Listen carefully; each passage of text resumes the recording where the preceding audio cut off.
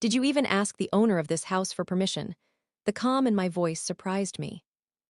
I had just opened the door to my condo, grocery bags cutting into my arms, when I saw my daughter-in-law, Chloe, standing in the middle of my living room.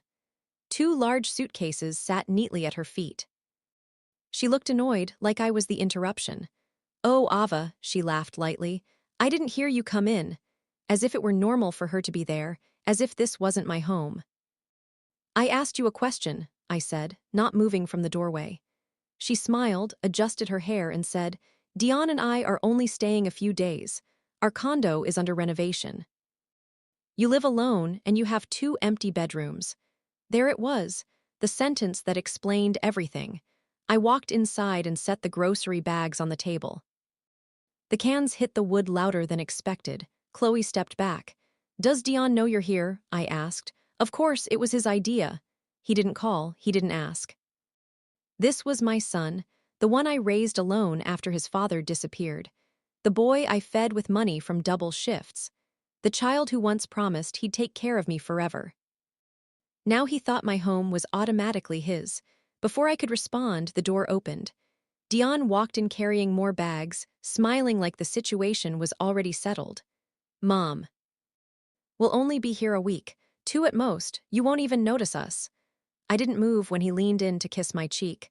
"I came home to find your wife moving in without asking me," I said. He laughed. "Don't be dramatic, I called twice, you didn't answer." Then he walked into my kitchen, opened my fridge and drank my water. That small act said everything. "How long is a few days?" I asked. "A week, maybe 2. 14 days. 14 days of lost privacy. 14 days of giving up the peace I worked decades to earn." "And you assumed I'd be okay with that. Why wouldn't you be?" he said. "Why waste money on a hotel when you have empty rooms?" It wasn't about family. It was about convenience. Chloe offered to pay for utilities as if $50 could buy my silence. "It's not about money," I said. Dion touched my shoulder. "Then what do you want?" What I wanted was simple: to be asked. To be considered, to be respected.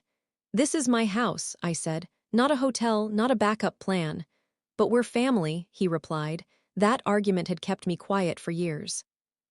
We walked to the guest room. Clothes were already on the bed. Toiletries lined the dresser. A laptop was plugged in.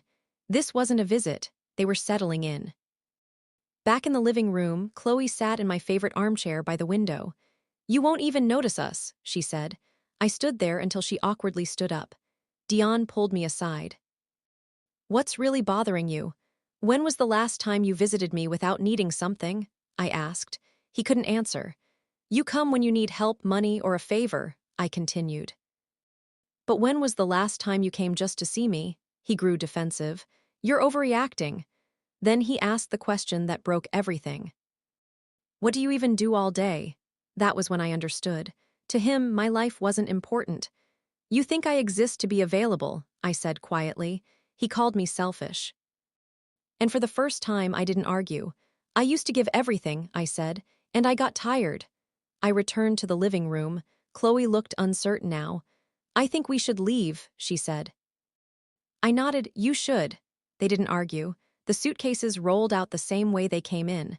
When the door closed, the silence returned. Not lonely, peaceful. I sat in my armchair, breathed deeply, and realized something important.